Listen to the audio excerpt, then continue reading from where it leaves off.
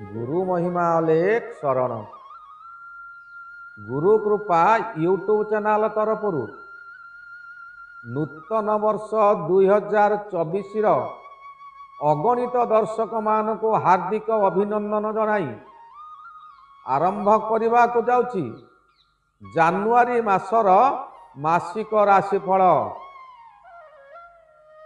Video आरंभ करने पूर्वरु आपण मान को मोर अनुरोध जो माने प्रथम करी आमर यही चैनल को आसिछंती से माने गोटे सब्सक्राइब करंतु और पाखरे आसुथिबा बेल आइकन को दबाई दियंतु जहा द्वारा कि आमर जो समय रे वीडियो अपलोड हेबो सर्वप्रथमे आपणक पाखरे पहुंची पारिबो।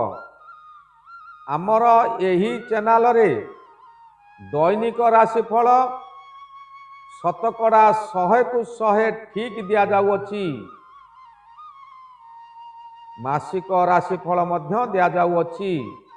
आपण माने राशिफल देखंतु और सांग साथी मानकु शेयर करंतु। आसंतु एबे जानिबा 2024 मसियार जानुआरी मासर मासिक राशिफल जहाँकि वृष राशि सकाशे। वृष राशि शुभ अंक 1, 3, 7 और 9। शुभ वर्ष 17 वर्ष, 26 वर्ष, 35 वर्ष और 53 वर्ष। अशुभ संख्या 5, घात बार शनिवार, घात मास मार्गशीर मास, घात लग्न वृष लग्न। वृष राशि सकाशे वृष लग्न ही घात लग्न। घात चंद्र कन्या चंद्र, हस्ता नक्षत्र घात नक्षत्र और पंचमी तिथि घात तिथि। घात ग्रह रवि ग्रह और चंद्र ग्रह। वृष राशिर अधिपति शुक्र महाग्रह।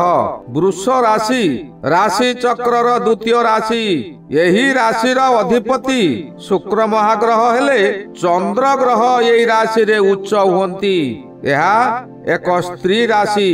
यही राशिर शत्रु ग्रह रवि ग्रह। वृष राशि जानुआरी मासरे अति शुभ फल पाइबे। भिकारी राजा बनी जिबे। अचानक नूतन कर्म मिली जीव। आपण जीवन रे जहा भाभी नथिले सेही फल मान एही जानुआरी मासरे मिलिबो। कोनोसी बंधु आपण को साहाय्य करी दुर्बल रु सबल करी देबे।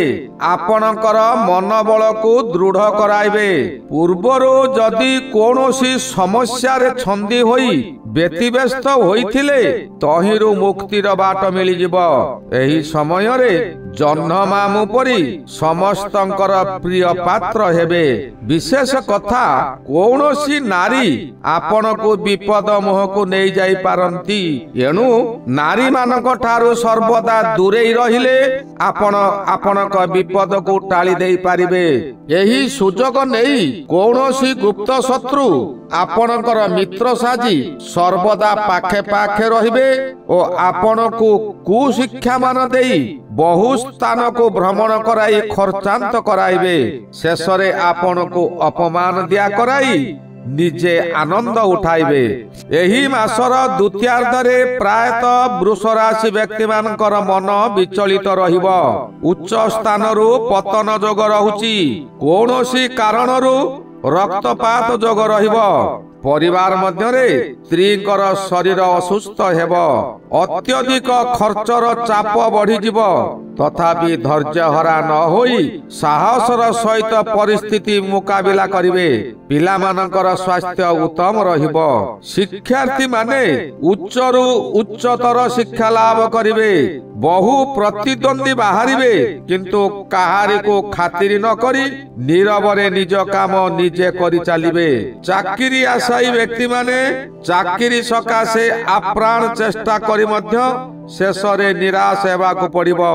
व्यवसाय करुथिबा व्यक्ति माने निजर व्यवसाय को निजे जगी रखी चलांतु।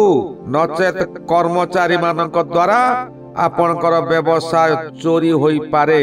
ଏବେ ଆସନ୍ତୁ ଜାଣିବା ଜାନୁଆରୀ ମାସର 1 ତାରିଖ ଠାରୁ 31 ତାରିଖ ପର୍ଯ୍ୟନ୍ତ ବୃଷ ରାଶି ସକାଶେ କେଉଁ ଦିନ କେଉଁ ଫଳ ମିଳିବ। ବୃଷ ରାଶି ଜାନୁଆରୀ 1 ତାରିଖ ନୂତନ ବର୍ଷରେ ମନରେ ବିଷାଦ ଆସିବ। 2 ତାରିଖରେ ସୁଖ ସମ୍ମାନ ମିଳିବ, କିନ୍ତୁ ଏହି ଦିନ ଆପଣ ଅଧିକ ଖର୍ଚ୍ଚାନ୍ତ ହେବେ। 3 ତାରିଖରେ ମଧ୍ୟମ ଫଳ ମିଳିବ। 4 ତାରିଖ ଘାତ ନକ୍ଷତ୍ର ହେତୁ ଆଘାତ ପ୍ରାପ୍ତ ହୋଇପାରନ୍ତି। 5 ତାରିଖରେ ଅଶୁଭ ଫଳ ଓ କଳହ ହେବ। 6 ତାରିଖ ଘାତ ବାର, ଏହା ମଧ୍ୟ କଳହ ଯୋଗ। 7 ତାରିଖ ଅତି ଶୁଭ ଯୋଗ, ଶତ୍ରୁମାନେ ଆପଣଙ୍କ ଠାରୁ ଦୂରେଇ ଯିବେ। 8 ତାରିଖ ଗୃହରେ କୌଣସି ମାଙ୍ଗଳିକ କର୍ମ କରିବେ, ସ୍ୱାମୀ ସ୍ତ୍ରୀ ସମ୍ପର୍କ ମଧୁର ହେବ। 9 ତାରିଖ ରୋହିଣୀ ବୃଷ ସକାଶେ ରାଜକୀୟ ସମ୍ମାନ ପ୍ରାପ୍ତି। 10 ତାରିଖରେ ଅଷ୍ଟମ ଚନ୍ଦ୍ର ହେତୁ ରକ୍ତପାତ, କଳହ ଓ ଦୁର୍ଘଟଣା ଘଟିପାରେ। ଏହି ଦୁର୍ଘଟଣା ଯାନବାହନ ଦୁର୍ଘଟଣା ହେଉ କିମ୍ବା ମାନସିକ ଦୁର୍ଘଟଣା ହେଉ। 11 ତାରିଖ ନିଷ୍ଫଳା ତିଥି ସକାଶେ ଶୁଭ ଅଶୁଭ କିଛି ହେବ ନାହିଁ। 12 ତାରିଖ ଧର୍ମ କାର୍ଯ୍ୟରେ ବାଧା ଆସିବ ଓ ଧର୍ମ କାର୍ଯ୍ୟ କରି ନିନ୍ଦା ପାଇବେ। 13 ତାରିଖ ଘାତ ବାର। 14 ତାରିଖରେ କର୍ମରେ ବାଧା ଓ ଆୟରେ ବାଧା ଆସିବ। 15 ତାରିଖ ଘାତ ତିଥି ଓ ସଂକ୍ରାନ୍ତି ହେତୁ ଅଶୁଭ ଫଳ ମିଳିବ। 16 ତାରିଖରେ ଅଜଣା ସ୍ଥାନରୁ ଅର୍ଥ ପ୍ରାପ୍ତି ଯୋଗ, ମନ ଆନନ୍ଦ ରହିବ। 17 ନୂତନ କର୍ମ ପ୍ରାପ୍ତି, ନୂତନ ବନ୍ଧୁ ପ୍ରାପ୍ତି ଓ ପରିବାରରେ ଆନନ୍ଦ। ପରିବାର ମଧ୍ୟରେ ମିଷ୍ଟାନ ଭୋଜନ କରିବେ। 18 ତାରିଖରେ ବିଦେଶରୁ ଶୁଭ ଖବର ପ୍ରାପ୍ତି ହେବ ଓ ଧନାଗମର ସୂଚନା ମଧ୍ୟ ମିଳିବ। 19 ତାରିଖ ମନ ବିଚଳିତ ହେବ ଓ ମନରେ ଅତ୍ୟଧିକ କ୍ରୋଧ ବୃଦ୍ଧି ହେବ। କ୍ରୋଧକୁ ଶାନ୍ତ ନ କଲେ ଆପଣ ବିପଦକୁ ବରଣ କରିବେ। 20 ତାରିଖରେ ସତର୍କ ରୁହନ୍ତୁ, କୌଣସି ପାଖ ଲୋକ ଆପଣଙ୍କ ସହିତ ଗଣ୍ଡଗୋଳ କରିପାରନ୍ତି। 21 ତାରିଖ ଶୁଭ ଦିନଟିଏ, ଆଜି ନିରାମିଷ ଆହାର କରନ୍ତୁ, ଶୁଭ ଫଳ ଅଧିକ ମିଳିବ। 22 ତାରିଖ କୃତ୍ତିକା ବୃଷ ପକ୍ଷେ ଅଶୁଭ, ରୋହିଣୀ ନକ୍ଷତ୍ର ପକ୍ଷେ ସୁଭୋଜନ, ମୃଗଶିରା ନକ୍ଷତ୍ର ପକ୍ଷେ ଅଶୁଭ। 23 ତାରିଖ ପରିବାର ମଧ୍ୟରେ କଳହ ସୃଷ୍ଟି ହେବ। 24 ତାରିଖରେ କୌଣସି ଜନ୍ତୁ ଭୟ ରହିଛି, ଏଣୁ ସାବଧାନ ଓ ସତର୍କତାର ସହିତ ଯିବା ଆସିବା କରନ୍ତୁ।